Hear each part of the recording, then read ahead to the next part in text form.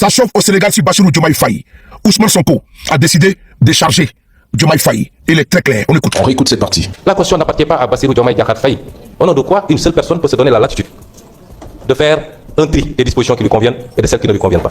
C'est tout ce que Pastef a combattu pendant 10 ans, avec tous les sacrifices qui ont été consentis. Écoutez avec moi la réponse à Kacha de Ousmane Sonko au ministre de la Justice du Sénégal, Moussa Sarr. Écoutons. Le jeu politique au Sénégal aujourd'hui a un niveau de finale de Ligue des Champions. Diomaye Faye, Ousmane Sonko, du duo à la dualité. On écoute. Et c'est pourquoi la question que je me pose, c'est qu'est-ce qui est arrivé? Monsieur le ministre, vous passerez mes salutations fraternelles au président de la République.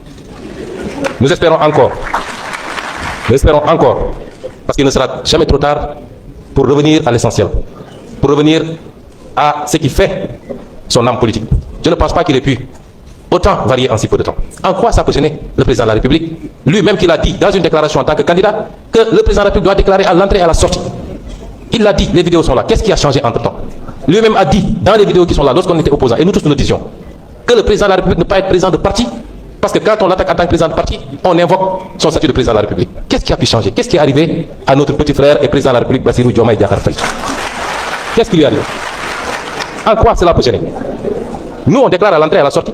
Moi, j'ai déclaré en tant que Premier ministre. J'ai 3 mois pour déclarer à la sortie, et je vais déclarer la semaine prochaine. Pourquoi le président de la République ne déclarerait pas à l'entrée et à la sortie? Quel est le problème? Cette constitution, cette réforme est l'une des plus consolidantes, l'une qui nous permet de faire des pas de géant dans le perfectionnement de la démocratie sénégalaise, dans la transparence dans la gestion publique. En quoi est-ce qu'on peut avoir peur de cette réforme? Et c'est au nom de tout cela que je le dis ici. Dès aujourd'hui, je saisirai le président de la République pour lui transmettre la proposition adoptée. Et je ne vais pas lui invoquer l'article 103. Je demanderai au président de la République de promulguer cette loi, de la promulguer simplement et purement. Parce que le Conseil constitutionnel, dont les décisions s'imposent à tous les pouvoirs publics, administratifs, politiques ou quelle que soit l'appellation, a constamment décidé que dans le cadre de révision de la Constitution par la seule Assemblée nationale, le vote à la majorité qualifiée des 3/5 réalise à la fois l'adoption et l'approbation. Aujourd'hui, ici, l'Assemblée nationale a voté à la majorité qualifiée et l'Assemblée nationale a réalisé l'adoption et l'approbation. Et c'est dans ce sens-là que je dirais le président de la République. Parce que ces décisions du Conseil constitutionnel s'appliquent à lui, s'imposent à lui. Pourquoi convoquer le peuple pour un référendum? On dit que le pays est dans une situation extraordinaire, ce qui est vrai, et nous savons tous la cause. Nous avons des élections locales à venir.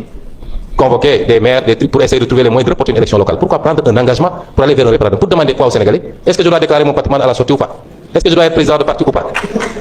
Le président de la République, quand il décidait de démissionner de son poste de secrétaire général de Pastef, il n'a averti personne. Quand je l'ai appris par la presse, je l'ai appelé. J'ai dit, mais pourquoi vous avez démissionné? Il dit, non, vous n'êtes pas président de Pastef. Et c'est notre engagement, nous, ce n'est pas dans la Constitution. Donc vous n'êtes pas tenu de démissionner. Vous pouvez rester, quitte à vous doubler et mettre un secrétaire adjoint. Il a dit, non, je vais être au-dessus de la mêlée, etc., etc. 2 ans plus tard, il ne peut plus être au-dessus de la mêlée. Quel est le problème? Quel est le problème?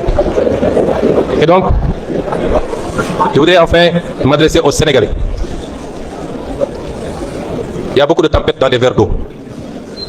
On peut s'agiter, soudoyer une partie de la presse, annoncer ce qu'on veut, lundi de tous les dangers à l'Assemblée, ça va brûler, rien ne bougera dans ce pays, rien, absolument rien. Rien ne bougera. Parce que nous sommes gardiens et garants, nous nous portons garant en tant que formation politique majoritaire, ayant la popularité qu'il faut, ayant la jeunesse avec nous, nous nous portons garant pour la stabilité de ce pays, rien ne bougera.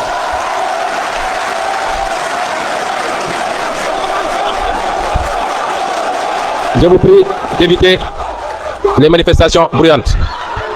Je vous prie d'éviter les manifestations bruyantes. Rien ne bougera dans ce pays.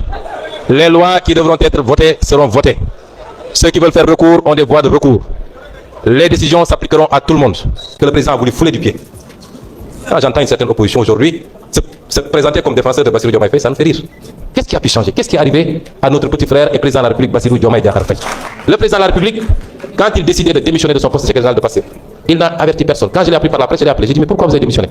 Il dit, non, vous n'êtes pas président de Pastef. On peut s'agiter, soudoyer une partie de la presse, annoncer ce qu'on veut, lundi de tous les dangers à l'Assemblée, ça va brûler, rien ne bougera dans ce pays, rien, absolument rien. Rien ne bougera. Parce que nous sommes gardiens et garants, nous nous portons garant en tant que formation politique majoritaire, ayant la popularité qu'il faut, ayant la jeunesse avec nous, nous nous portons garant pour la stabilité de ce pays, rien ne bougera. Le président Sonko laisse même encore une petite fenêtre ouverte. Il continue de l'appeler petit frère, preuve qu'il ne veut pas enflammer le pays ni faire du président Diomaye un adversaire. il cherche encore à limiter les dégâts. Mais si cette main tendue est rejetée, la suite pourrait être très difficile pour Diomaye. Le président Diomaye s'est totalement éloigné du combat originel, peut-être sous l'effet de manipulation, d'influence, d'orgueil ou de pression qu'elle soit intérieure ou extérieure. Les pro-Macky Sall n'ont jamais accepté la victoire du PASTEF. Aujourd'hui, ils font semblant de défendre Diomaye uniquement pour creuser le fossé avec Sonko. Leur calcul est simple et risible. Si Diomaye s'éloigne de Sonko et de la base, il devient plus faible, plus gérable et ils pourront infiltrer ou récupérer des morceaux du pouvoir. Ce sont des gens qui ne veulent ni Sonko ni Diomaye au pouvoir. Ils vivent dans la division, la haine, pour mieux régner ou revenir. Ils préfèrent un Diomaye qui fait des compromis sur la dette, la transparence ou la rupture, plutôt qu'un Ousmane Sonko qui applique le programme PASTEF jusqu'au bout. Comme l'a dit si bien le président Sonko, le président Diomaye a commis une erreur grave en se coupant de son âme, qui est le projet originel, la base populaire, le programme PASTEF. En faisant ça, il ouvre la porte à ses récupérateurs, ses opportunistes. Et je pense que le président Diomaye pourrait le regretter un jour, et ce jour pourrait arriver plus vite qu'il ne le pense. Les récupérateurs qui laissent entrer vont le dévorer cru. C'est triste parce que le peuple sénégalais a voté pour la rupture, pas pour la continuité déguisée que le président Diomaye Faye impose aujourd'hui. Extraordinaire. Extraordinaire. Et dans cette histoire, l'agneau sacrifié, c'est Diomaye. L'amendement qui voulait que le président puisse être en même temps chef de l'État et président d'un parti et d'une coalition a été rejeté. Il ne sera pas adopté par l'Assemblée nationale. Et moi, je suis entièrement d'accord avec eux. Parce que Diomaye Faye a abandonné ceux qui l'ont élu pour aller après, annonçant devant le peuple sénégalais qu'il ne fait plus de la politique. Il veut être au-dessus de la mêlée. Maintenant, on lui a facilité. Il revient pour dire aujourd'hui, il veut diriger une coalition et chef de parti. C'est pas possible. C'est pas possible. Vous voulez être au-dessus de la mêlée, on va vous le faciliter. Ah oui. Maintenant, la coalition qui vous a utilisé pour que vous abandonnez vos propres frères va être dirigée par une autre personne. Ah oui, parce que vous êtes majoritaire, vous n'y pouvez rien, c'est la loi. C'est la loi. Ça, c'est un amendement qui est extraordinaire. Et moi, franchement, là, je suis d'accord pour le peuple, pour les députés de PASTEF, de rejeter cet amendement qui a été déposé par le garde des Sceaux. Ah oui, il ne faut pas l'accepter. Tout simplement parce que c'est lui-même Diomaye qui avait dit qu'il veut être au-dessus de la mêlée. Il a démissionné. Donc, on vous le facilite, démission temporaire, pour qu'il y ait votre coalition. Non, on va vous envoyer à une démission définitive. C'est le jeu politique. Ah oui. Donc, aujourd'hui, la coalition ne sera plus entre vos mains, vous ne la gérerez plus. Ça, c'est un élément qui est très important. Si le président Ousmane Sonko devient président du Sénégal en 2029, le Sénégal pourrait évoluer vers un régime parlementaire. C'est une hypothèse plausible, en cohérence avec la promesse de PASTEF de mettre fin à l'hyperprésidentialisme. Et sachez que la France n'acceptera jamais qu'Ousmane Sonko soit président du Sénégal et mettra tout en œuvre pour l'en empêcher. Personnellement, je n'ai jamais été favorable aux élections présidentielles, car le régime présidentiel fonctionne comme une arme néocoloniale. On maintient des présidents alliés qui signent des contrats juteux sous pression, l'écrasante majorité des coups d'État et des instabilités en Afrique francophone depuis 1962 là, lorsqu'un candidat ou un président devient gênant, les pressions économiques et financières s'intensifient et la dette devient une arme. Tout est fait pour créer ou amplifier les divisions autour des élections présidentielles. Des sociétés se fracturent, des familles se divisent autour du vote, du candidat préféré. Les rivalités sont entretenues, des morts s'empilent. Des factions au sein même du pouvoir sont discrètement soutenues pour paralyser la gouvernance. L'opposition est parfois neutralisée ou contrôlée afin de tromper la population. On maintient des opposants utiles de façade qui critiquent sans jamais remettre réellement en cause les intérêts dominants. Et lorsqu'un acteur véritablement radical émerge, il peut être marginalisé, criminalisé ou poussé à des compromis qui diluent son influence. Enfin, lorsque ces mécanismes ne suffisent plus, l'option militaire, le coup d'État néocolonial reste un levier possible. Franchement, l'Afrique ne pourra pas évoluer si elle passe son temps à suivre les règles des autres. Au Sénégal, l'amendement établissant la haute trahison est clairement adopté. Aujourd'hui, un chef d'État sénégalais peut être poursuivi et envoyé en prison. Si Macky Sall, si aujourd'hui cette loi existait au temps de Macky Sall avec l'affaire ArcelorMittal, aujourd'hui Macky Sall est en prison. Ah oui. Parce que cet amendement-là établit clairement qu'est-ce que la haute trahison. Il n'y a plus de oui, mais on parle de haute trahison dans la Constitution, mais ce n'est pas bien défini. C'est fini ce débat. Avec des termes clairs, la haute trahison est définie. Tout chef d'État aujourd'hui qui passe par le Sénégal, ou bien dans notre palais, est susceptible d'être poursuivi pour haute trahison, s'il bazarde le bien public au profit du bien des étrangers. Ça c'est clair, c'est clairement établi. Et ça fait plaisir, et le peuple doit savoir que cette Assemblée nationale-là, cette constitution-là, est une constitution pour les Sénégalais.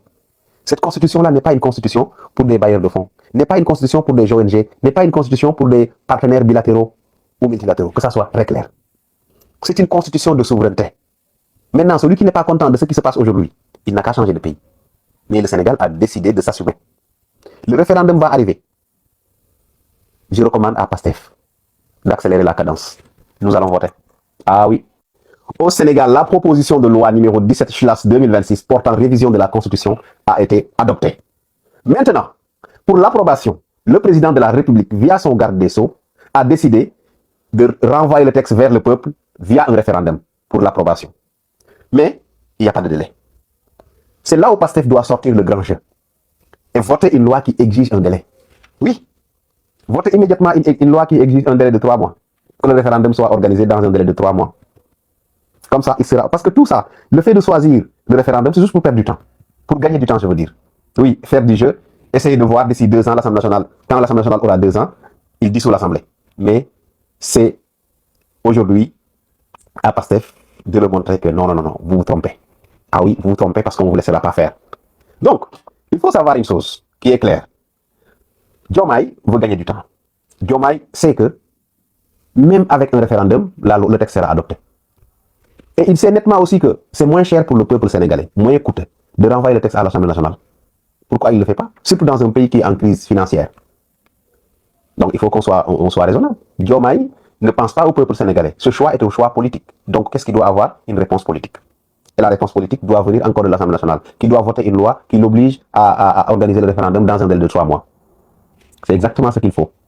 Parce que lui, il pense que s'il dissout l'Assemblée nationale, ça va marcher. Mais même s'il dissout l'Assemblée nationale, il va repartir vers un référendum, vers des nouvelles élections locales, et ces nouvelles élections-là, il va les perdre. Diomaye ne peut pas avoir 5 députés au Sénégal aujourd'hui. Il ne peut pas. Il ne peut pas. Et c'est extrêmement grave aujourd'hui, vu l'état actuel de nos finances, de vouloir organiser des élections, alors que la voie la plus simple, c'est d'envoyer le dossier à l'Assemblée nationale. Il pense qu'avec le peuple, il aura moins PASTEF aura moins de chances de valider la loi. La loi sera approuvée. Donc tout ça, c'est qu'une perte de temps inutile. Le Sénégal va devoir adopter une nouvelle constitution demain. L'adoption de cette nouvelle loi pose beaucoup de problèmes du côté du pouvoir. Parce qu'il y a pas mal d'éléments dans cette constitution qui n'arrangent pas le régime actuel, qui ne compte pas rompre avec la manière traditionnelle de gérer le pays. Le premier élément, c'est que quand tu es président de la République, tu ne peux pas diriger un parti politique. Et cette partie a été introduite par Bassirou Diomaye Diakhar Faye, qui revient après pour faire un amendement. Mais malheureusement, ça ne passe pas. L'amendement n'est pas passé.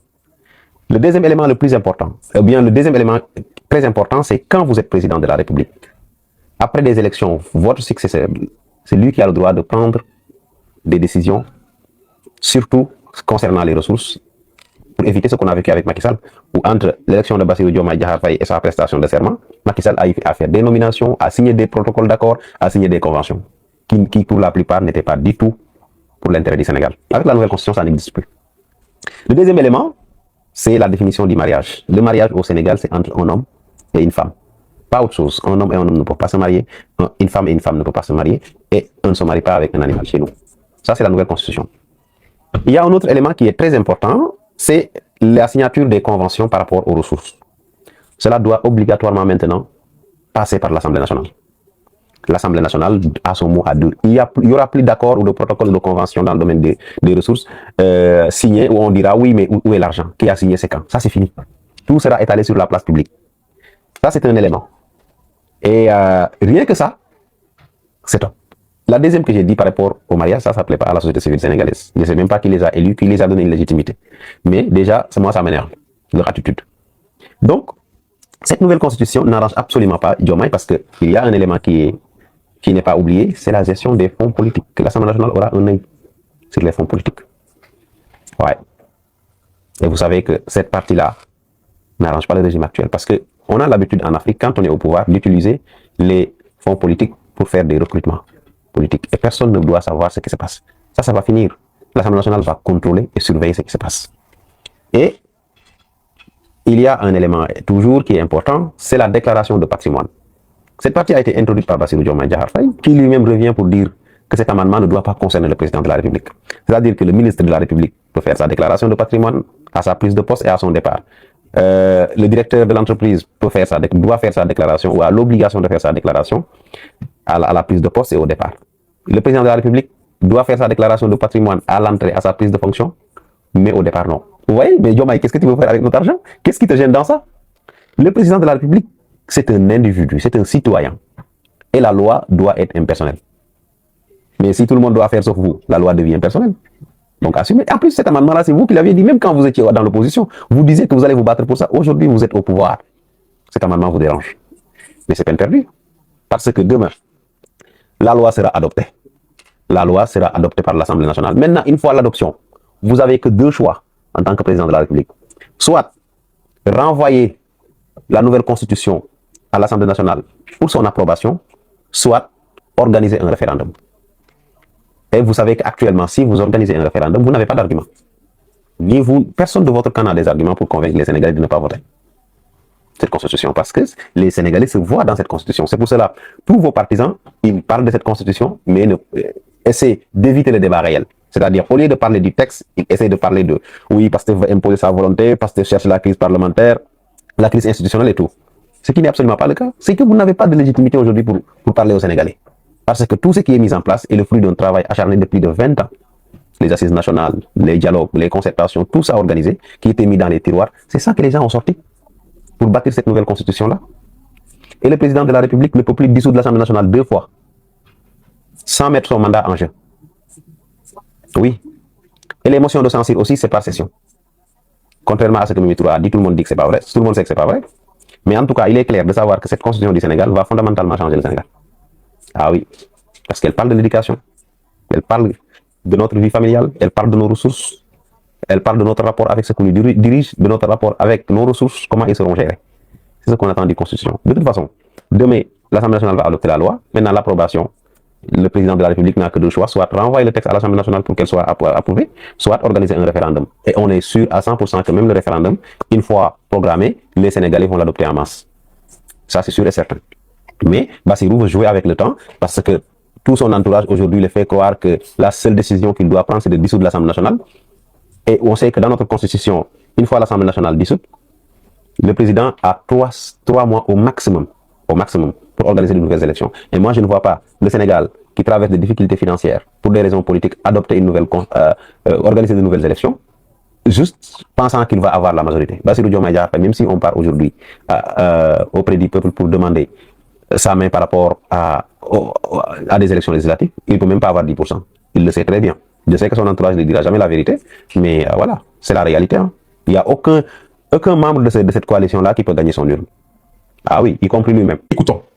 Monsieur le ministre de la Justice, garde des Sceaux, Monsieur le garde des Sceaux, ministre de la Justice, vous avez certainement anticipé sur vos amendements. Je rappelle que nous allons passer après à la phase de vote des articles et vous aurez le loisir de présenter vos amendements.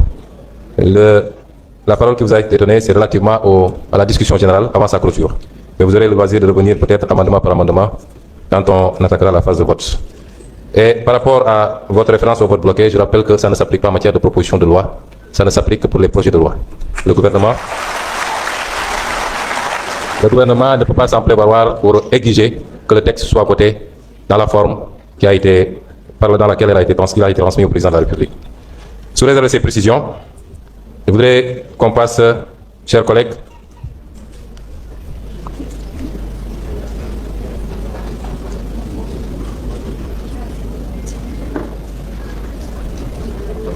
la discussion générale étant close, je voudrais qu'on passe au vote des articles du texte de loi. Je rappelle que conformément aux dispositions de la Constitution, notamment